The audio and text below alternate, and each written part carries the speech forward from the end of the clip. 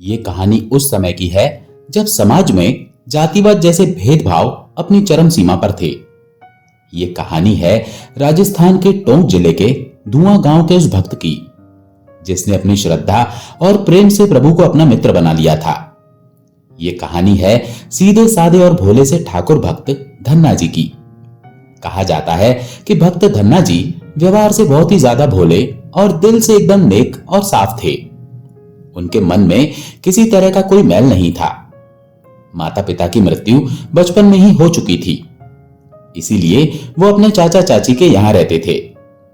कहते हैं कि उनकी एक बहन भी थी, जिससे धन्ना जी बहुत ज्यादा प्रेम करते थे। वे अपनी बहन की बातों को बहुत गंभीरता से सुनते भी थे और मानते भी थे। उनके सीधे और सरल होने के चलते उनकी चाची ने उनके हिस्से गांव का बंजर खेत दे दिया था, जहां ना फसल उग सकती थी और ना ही पशु पक्षियों के लिए चारा था। सरल शब्दों में कहें तो बेकार पड़ी हुई जमीन चाची ने धन्ना के हिस्से जानबूझकर डाल दी थी। पास कुछ गाय और बैल भी थे जो उधार के थे। फिर भी भक्त धन्ना जी हर रोज सुबह ईश्वर को प्रणाम करके एक नई ताजगी के साथ सुबह सुबह गांव वालों को दूध बेचने जाया करते और फिर दिन के सारे समय में अपने बंजर और उबड़ खाबड़ खेत को उपजाऊ बनाने का प्रयास किया करते थे। शाम होती तो अपने घर आते और बहन द्वारा बनाया हुआ जो रूखा सूखा मिलता उसी से गुजारा करते। जीवन में परेशानियां तो बहुत ज्यादा थीं, लेकिन मजाल है कि भगत धन्ना के चेहरे पर दुख की एक रेखा भी किसी को मिल जाए। वे हमेशा खुश रहते थे। कई लोग उन्हें अपनी चिकनी चुपड़ी बातों में फंसा लिया करते थे। भगत जी सबकी बातें सुनते और फिर अपने काम पर निकल जाते, कभी खुद के भोजन के लिए तो कभी पास पड़े हुए गाय बैलों के भोजन के लिए। कभी दूध में पैसे की बचत नहीं होती तो कभी गांव के लोग उन्हें ठग लेते। ऊपर से कई बार उनकी बहन भी बीमार हो जाया करती। दवा का बंदोबस्त भी बड़ी मुश्किल से होता, लेकिन भक्त धन्ना जी किसी भी बात की चिंता नहीं किया करते थे। उनके चेहरे पर हमेशा मुस्कान बनी रहती। गांव के लोग अक्सर भक्त धन्ना जी के भोलेपन का मजाक उड़ाया करते थे और उनसे अपना फायदा निकाल लिया करते थे। भक्त धन्ना जी को कभी समझ में नहीं आता था कि लोग उनके साथ ऐसा क्यों करते हैं। हालांकि उनकी बहन जो उनके पिता की तरह डांटा भी करती थी और माता की तरह प्यार से समझाया भी करती थी। कहते हैं कि गांव में एक लालची पंडित रहता था जो सुबह शाम ढोंग ही ढोंग करता था। वो लोगों को ठगता और बहुत पैसे कमाता। गांव का वो लालची पंडित भगत जी के पास हर रोज दूध लेने आता था। उसने धन्ना जी को अपनी बातों में ऐसा उलझाया था कि वो धन्ना जी से हर रोज मुफ्त में ही दूध ले जाता था। पंडित पहले अपने लिए दूध लेता, फिर श्री कृष्ण यानी ठाकुर जी के लिए लेता। धन्ना भगत बहुत ही भोला और सीधा साधा था। उसने ना तो कभी ठाकुर जी को देखा था और ना ही कभी मंदिर जाकर उनके दर्शन किए थे। वो इतना भोला था कि उसे लगता था कि ठाकुर कोई बलवान व्यक्ति है जो ऐसे बड़े विद्वान पंडितों को बहुत ज्ञान देता है, उन्हीं के साथ उठता बैठता है और उन्हीं के कहने पर गांव का ध्यान भी रखता है। वो सोचता कि हम तो गरीब लोग हैं, हमें तो ठाकुर से बात करना भी नहीं आएगा, लेकिन हम दूध देकर उसे बता सकते हैं कि हम भी अच्छे लोग हैं। पंडित धन्ना के मन की बात भली भांति समझता था, इसीलिए वो ठाकुर जी को प्रसन्न करने के नाम पर हर रोज दूध की अलग बाल्टी धन्ना से लेकर जाया करता। दूध लेने के बाद पंडित जी सीधा मंदिर जाते और चौकी पर विराजमान ठाकुर जी की पत्थर की मूर्ति को दूध का छींटा लगाते, कुछ मंत्र पढ़ते और फिर सारा का सारा दूध खुद ही गटक जाते। धन्ना अपने भोलेपन के चलते कहता, पंडित जी अब तो आपके ठाकुर जी काफी हष्टपुष्ट हो गए होंगे। इस गरीब के दूध में मेहनत और ताकत छुपी है जो तुम्हारे ठाकुर जी को हर रोज मिलती है। पंडित खुश होता हुआ और धन्ना को बेवकूफ बनाते हुए कहता, धन्ना ठाकुर जी तो दिन भर तुझे याद करते हैं, कहते हैं कि ऐसे व्यक्ति के तो मैं दर्शन करना चाहता हूं। धन्ना हंसता हुआ जवाब देता, अरे पंडित जी सच बोलो, ठाकुर सही में मुझे याद करते हैं या सिर्फ बाल्टी भर भर के दूध ही पीते हैं। पंडित जी बोले, कैसी बात कर रहे हो धन्ना, ठाकुर जी को भला किसी चीज की क्या आवश्यकता, वो तो सबके मालिक हैं। तुम पर प्रसन्न है इसलिए तुमसे ही दूध लाने को कहते हैं। वो क्या है ना, तुम्हारे दूध में सिर्फ दूध ही होता है, बाकी सारे लोग तो दूध में पानी मिलाकर देते हैं, जो ठाकुर जी को बिल्कुल भी पसंद नहीं है। वो तो तुम पर इतने प्रसन्न है कि कल कह रहे थे कि मैं धन्ना के सारे कष्ट, सारे संकट हर लूंगा। धन्ना हंसता हुआ बोला, मेरे कष्ट हरने की आवश्यकता अभी नहीं है पंडित जी। अगर आपका ठाकुर मेरी इतनी तारीफ करता है तो मुझे लगता है कि मेरा दूध पी पीकर ठाकुर काफी बलशाली हो गया होगा। चलो आज आपके उस ठाकुर से भी मिल ही लेता हूं, देखता हूं कि मेरे जितना बलवान बन गया है या मुझसे भी ज्यादा सेहत बनाई है उसने। जब भी भगत धन्ना इस तरह की बात करके ठाकुर जी से मिलने की बात करता तो पंडित जी कोई ना कोई बहाना बनाकर उसे ठाकुर जी से मिलने नहीं देते थे। कभी कहते कि ठाकुर जी भक्ति में लीन हैं, तो कभी कहते कि ठाकुर जी महाभोज के लिए गांव से बाहर गए हैं। इस तरह धीरे धीरे दिन गुजर रहे थे। गांव के लोग और धन्ना के रिश्तेदार सभी उसे दिन प्रतिदिन छलते ही जा रहे थे। धन्ना को इस बात से उनकी बहन कई बार अवगत कराती, उन्हें समझाती, लेकिन धन्ना ठहरा भोला भगत। वो राम का नाम लेता और सबके कार्य बिना कोई शिकायत किए करता। एक बार की बात है, भक्त धन्ना जी की बहन बहुत ज्यादा बीमार हो गई। दोनों भाई बहन गांव में जाने माने थे, इसीलिए बहन के बीमार होने की खबर का जैसे ही लोगों को पता चला तो उनके घर लोगों का आना जाना लग गया। एक जाता तो दूसरा आता, दूसरा जाता तो तीसरा आता। भक्त धन्ना दिन रात अपनी बहन के पास बैठे रहते थे। भगत जी की चिंता को देखकर गांव के आदमी ने उनसे कहा, तुम परेशान ना हो धन्ना, ऊपर वाला सब ठीक कर देगा। इस पर भक्त धन्ना जी ने ऊपर देखते हुए एकदम से जवाब दिया, ऊपर वाला? ऊपर कोई रहता है क्या? कौन ऊपर वाला? आदमी ने जवाब दिया कि ऊपर भगवान रहता है जो सब कुछ ठीक कर देगा। भक्त जी ने कहा, अगर वो ऊपर रहता है तो फिर तो उसे अपनी तकलीफ सुनाने के लिए जोर जोर से चिल्लाना पड़ता होगा, और वो इतनी दूर से यहां कैसे आएगा? क्या उसके पास भी मेरे जैसे बैल हैं? आदमी ने सोचा, मैं भी किस पागल से ज्ञान की बात लेकर बैठ गया। उसने भक्त जी को प्रणाम किया और उन्हें मूर्ख समझते हुए अपना रास्ता नाप लिया। अगले दिन जब लालची पंडित धन्ना के घर दूध लेने आया तो उसे कहीं से पता चल गया कि धन्ना की बहन बहुत बीमार है। उसने देखा और सोचा कि धन्ना से ज्यादा दूध लेने का ये मौका तो बहुत अच्छा है। इतना सोचकर वो राम राम करता हुआ सीधा धन्ना के पास आया और अपने थैले से एक अमरूद निकालता हुआ बोला, ओ धन्ना, ये ले प्रसाद, ठाकुर जी ने खुद अपने हाथ से तेरे लिए भेजा है। कहा है कि धन्ना की बहन जो बीमार है उसे दे देना, इसे खाते ही वो ठीक हो जाएगी। धन्ना खुश हो गया जैसे ही उसने प्रसाद लेने के लिए हाथ बढ़ाया।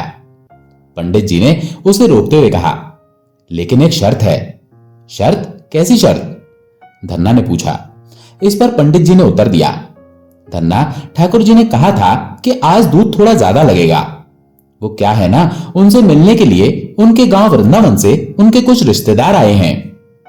उन्होंने अपने रिश्तेदारों से तुम्हारे दूध की इतनी तारीफ की है कि उनके रिश्तेदारों ने भी आज दूध पीने की मांग कर दी है। और वैसे भी जैसे ही ठाकुर जी को पता चला कि तुम्हारी बहन बीमार है तो वो तो खुद ही आ रहे थे, लेकिन उनके मंदिर में आज मेहमान आए हैं, इसीलिए उन्होंने खुद अपने हाथों से तुम्हारी बहन के लिए प्रसाद भेजा है। धन्ना प्रसाद लेकर बहुत खुश हुआ और पंडित जी को आज पहले से 2 गुना दूध देते हुए बोला, ठाकुर को बोल देना कि पहले रिश्तेदारों को दूध पिलाए, कहीं खुद ना पी जाए सारा, क्योंकि आज दूध हमारे लिए भी नहीं बचा है। अब और लेने आओगे तो कल ही मिलेगा। पंडित जी ने खुशी खुशी धन्ना को बेवकूफ बनाया। दूध की दोनों बाल्टियां उठाई और सीधा मंदिर की ओर चल दिए। दूसरी ओर धन्ना ने अपनी बहन को ठाकुर जी का प्रसाद यानी वो अमरूद देते हुए कहा कि ये देखो, ठाकुर ने तुम्हारे लिए ये प्रसाद भेजा है। अरे वही ठाकुर जो रोज हमारे यहाँ का दूध पीता है। सुना है अब तो वो काफी तगड़ा हो गया है। ये उसी ठाकुर ने दिया है जो सारे पंडितों का पंडित है। तुम इसे खाओगी तो तुम भी ठाकुर की तरह तगड़ी हो जाओगी। अब ये धन्ना की किस्मत थी या फिर ऊपर वाले का कोई चमत्कार। उनकी बहन पंडित जी द्वारा दिया हुआ अमरूद खाते ही ठीक हो गई। बहन को ठीक होता हुआ देख धन्ना जाट की श्रद्धा पंडित पर और बढ़ गई। अब धन्ना पंडित का हर कार्य खुशी खुशी करता। पंडित जितना दूध मांगता उसे बिना सोचे समझे दे दिया जाता। एक बार की बात है, बंजर भूमि को उपजाऊ बनाने के लिए जब धन्ना अपने बैलों के साथ काम कर रहे थे, तभी उनका एक बैल ईश्वर को प्यारा हो गया। बहन की शादी के लिए खेत का उपजाऊ होना जरूरी था, इसलिए धन्ना ने सोचा पंडित से ही मदद मांगता हूं, और वो सीधा मंदिर की ओर चल पड़े। मंदिर पहुंचने पर भक्त धन्ना जी ने देखा कि पुजारी जी ने पत्थर को सजाकर आसन पर बिठाया हुआ है और उसे अच्छे वस्त्र, सोने के गहने, चंदन का तिलक तक लगाया है। धन्ना ने पंडित को अपनी दुविधा बताई और मदद मांगी। पंडित ने फिर उन्हें छलने का मौका पाया और कहा कि ये ठाकुर जी हैं, इन्हें ही अपना हाल सुनाओ, तुम्हारी सहायता यही करेंगे। धन्ना एकदम से बोल पड़ा, ये पत्थर है ठाकुर जी। पंडित जी गुस्से में लाल हो गए और एकदम से बोले, ऐसे नहीं बोलते मूर्ख, ये प्रभु हैं, सबके कष्टों को दूर करने वाले। धन्ना जी फिर बोले, ये सारे कष्टों को दूर करते हैं? हां भाई हां, यही तो है सृष्टि के पालनहार, सभी के काज करने वाले ठाकुर जी। जैसे हम इनके हैं वैसे ही ये हमारे हैं। धन्ना जी बोले, तो क्या ये बंजर खेत भी जोत सकते हैं?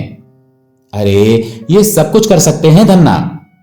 धन्ना मन ही मन सोचने लगा कि ये मेरी बहन की शादी भी करवा देंगे और सारा कर्जा भी उतार देंगे, मतलब ये मेरी हर बात मानेंगे। धन्ना खुशी से पंडित से बोला, एक काम करो पंडित जी, मुझे ये ठाकुर जी दे दो। तुम्हें इसकी क्या जरूरत? इसकी असली जरूरत तो मुझे और मेरे बंजर खेत को है। पंडित जी गुस्से से फिर बोले, अरे पागल, ठाकुर जी ऐसे ही नहीं मिलते, चलो यहां से, ठाकुर जी को भोग लगाने का समय हो गया है। पुजारी जी ने कुछ मंत्रों का उच्चारण किया और दूध का लोटा ठाकुर जी के आगे रखते हुए पर्दा आगे कर दिया। ये देखकर धन्ना और ज्यादा प्रभावित हो गया और मंदिर से बाहर आ गया। अब धन्ना जी के मन में ठाकुर जी को लेकर बहुत सारे सवाल जवाब शुरू हो गए थे और वे आखिर में एक निष्कर्ष पर पहुंचे, मुझे ठाकुर जी किसी भी हाल में बस चाहिए ही चाहिए। पंडित को धन्ना की बातों पर अब और हंसी आ रही थी। पंडित ने धन्ना को ठगते हुए कहा कि एक काम करो, शाम को अपने दोनों बैल और गाय यहां ले आना और ठाकुर जी को ले जाना। धन्ना खुशी से पागल हो गया और रास्ते भर यही सोचता रहा कि वो ठाकुर जी से क्या क्या काम करवाएगा। घर पहुंचकर उसने मंदिर में हुई सारी बातें अपनी बहन को सुनाई। बहन ने धन्ना को समझाते हुए कहा, वो आपको बेवकूफ बना रहा है, भला ऐसा कैसे हो सकता है, आप खुद ही सोचिए। धन्ना जी बहन की बातों को जैसे सुनना ही नहीं चाहते थे।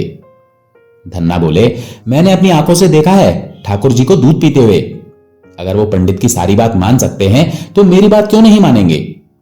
आखिरकार दूध तो वो हमारे यहां का ही पीते हैं ना, वो भी मुफ्त में। यह कहकर धन्ना अपनी बहन की बातों को अनसुना करके अपने बैल और गाय को लेकर पंडित के पास पहुंच गए। धन्ना और उसके गाय बैल को देखकर पंडित जी खुश हो गए। उन्होंने सोचा, लेकिन इसे ठाकुर जी कैसे दे दूं?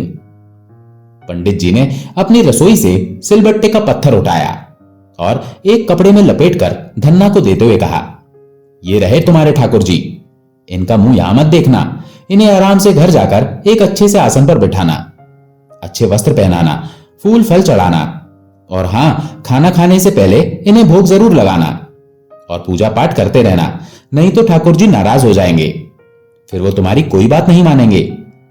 धन्ना जी के हाथों में पंडित जी ने जैसे ही वो पत्थर दिया, उनकी खुशी का कोई ठिकाना ही नहीं रहा। उसे ऐसा लग रहा था जैसे उसने अपने जीवन में पता नहीं क्या ही पा लिया है। धन्ना जी खुशी से पुजारी से बोले, लेकिन पंडित जी, वो मंत्र तो मुझे नहीं आते जो आप बोलते हो। पंडित जी ने सर से बला टालते हुए कहा, ठाकुर जी प्रेम की भाषा समझते हैं, तुम जय ठाकुर जी करते रहना बस, और हां, इस बारे में किसी को मत बताना, नहीं तो सब मेरे पास आ जाएंगे ठाकुर जी लेने। धन्ना ठाकुर जी को अपने सीने से लगाकर ऐसे घर लेकर जा रहे थे जैसे कोई अपनी सारी कमाई लोगों की आंखों से बचाकर लेकर जा रहा हो। भक्त धन्ना जी घर पहुंचे। उन्होंने एक साफ जगह पर ठाकुर जी को आसन दिया और उनके सामने चटाई बिछाकर उन्हें देखते रहे। उनकी बहन दरवाजे पर खड़ी अपने भाई की आंखों में प्रेम और भक्ति के भाव का अनुभव कर रही थी। अगले दिन मंदिर के शंख की आवाज से भक्त धन्ना जी की आंखें खुली और उन्हें यह एहसास हुआ कि आज उनसे उठने में देरी हो गई है। जल्दी से गाय बैल को चारा डालने बाहर गए तो देखा कि आंगन में ना गाय थी और ना ही बैल। फिर उन्हें याद आया कि ठाकुर जी अंदर बैठे हुए हैं, उन्हें स्नान करवाना है और उन्हें भोग लगाना है और फिर खेत में उनके साथ काम करने जाना है। भक्त धन्ना जी कमरे में जाकर ठाकुर जी को देखते हैं और कहते हैं, उठ जाओ ठाकुर जी, बहुत काम है। आप जल्दी से नहा लीजिए, बाद में भोग लगाकर खेतों में भी जाना है। मैं आपके स्नान का प्रबंध किए देता हूं। ठाकुर जी मानो मन ही मन अपने भक्त की बातों को सुनकर मुस्कुरा रहे थे। भक्त धन्ना जी ने प्रभु को स्नान करवाया और उन्हें अच्छे से आसन पर बिठाया। घर में जो सबसे सुंदर कपड़ा था उसे ठाकुर जी के वस्त्र के रूप में इस्तेमाल किया। ठाकुर जी को आसन पर ऐसे बिठाया गया जैसे वो राजा हों। उनके सामने कुछ जंगली फूल भी चढ़ाए गए। इसके बाद धन्ना जी ने 2 थालियों में खाना डाला और एक ठाकुर जी के आगे रख दी, दूसरी अपने आगे। धन्ना जी की बहन उन्हें देख रही थी। धन्ना जी बहन से बोले, चलो यहां से, ठाकुर जी किसी के सामने भोग नहीं लगाते। बहन भी बोल पड़ी, तो आप यहां उनके साथ बैठकर क्या कर रहे हैं फिर? भक्त जी ने जवाब दिया, अरे पगली, ठाकुर जी को पता भी तो होना चाहिए कि उन्हें भोग किसने लगाया है और उन्हें किसकी बात माननी है। और मैं उन्हें खाना खाते खाते बता भी दूंगा कि कहां कहां और क्या क्या काम करना है। हमारे काम थोड़े जल्दी ही हो जाएंगे। बहन मुस्कुराकर बाहर चली गई। अब भक्त धन्ना जी ठाकुर जी के पास बैठे हुए देख रहे थे कि ठाकुर जी कब खाना खाएंगे। भक्त धन्ना जी ठाकुर जी से बोले, देखो ठाकुर जी, मुझे पता है आप किसी के सामने भोग नहीं लगाते, मगर क्या करूं, हमारे घर में पंडित जी की तरह पर्दा तो नहीं है और मुझे उनकी तरह मंत्र भी नहीं आते। तो ठाकुर जी, हमारे घर में यही है, जो हम खाते हैं वही आपके लिए भी बनवाया है। चलिए करिए शुरू, फिर काम करने भी जाना है। भक्त धन्ना जी ने देखा कि कोई हलचल नहीं हुई। भक्त धन्ना जी इंतजार करते करते फिर एकदम गुस्से से बोल पड़े, अगर आप नहीं खाएंगे तो मैं भी नहीं खाऊंगा और तब तक नहीं खाऊंगा जब तक आप नहीं खाते। अगर आप नहीं मानेंगे तो मानूंगा मैं भी नहीं। ऐसा करते करते भक्त धन्ना जी ने पूरे 6 दिन तक ठाकुर जी के खाना खाने का इंतजार किया और 7वें दिन तक भक्त धन्ना जी ने भी कुछ नहीं खाया। गांव के लोग घर के बाहर जमा हो गए। सब लोग धन्ना जी को देख रहे थे लेकिन कुछ कह नहीं रहे थे। भक्त धन्ना जी की हालत बहुत ज्यादा खराब हो चुकी थी। शरीर एकदम दुबला पतला हो चुका था और आंखें खुली नहीं पा रही थी, लेकिन जुबान पर सिर्फ ठाकुर जी का नाम था। मंदिर के पंडित जी तक जब भक्त धन्ना की यह बात पहुंची तो पंडित जी भी वहां पहुंचे। उन्होंने भक्त धन्ना जी को जब मृत्यु के बिल्कुल पास देखा तो उनकी आंखों के सामने वो सारी बातें आ गई जो उन्होंने ठाकुर जी देते हुए भक्त धन्ना जी से कही थी। वो उन सब बातों को सोचकर एकदम घबरा गए और वहां से डर के मारे वापस भाग निकले। वहां भक्त धन्ना जी ठाकुर जी के आसन के पास बैठकर अपनी आखिरी सांस जैसे ही लेने लगे तो ठाकुर जी एक किसान के रूप में प्रकट हुए। उन्होंने भक्त धन्ना जी का हाथ पकड़ लिया। ये देख भक्त धन्ना जी की सांस में सांस आ गई। उन्होंने ठाकुर जी को देखा और एकदम से बोले, इतनी देर लगा दी, अगर मुझे कुछ हो जाता तो? ठाकुर जी मुस्कुराकर बोले, तुम्हें क्या लगता है मैं तुम्हें कुछ होने देता? भक्त धन्ना जी की आंखों में खुशी के मारे आंसू आ गए। ठाकुर जी ने भक्त धन्ना जी को अपनी गोद में लेटा लिया और खुद खाना खाने लगे। तो भक्त धन्ना जी फिर बोले, वाह, एक तो देरी से आए, ऊपर से खाना भी अकेले अकेले खाओगे। कहते हैं ठाकुर जी ने अपने हाथों से भक्त धन्ना जी को खाना खिलाया और उसके बाद भक्त धन्ना जी ने जो जो काम ठाकुर जी को बताए वो सब प्रेम से ठाकुर जी करते चले गए।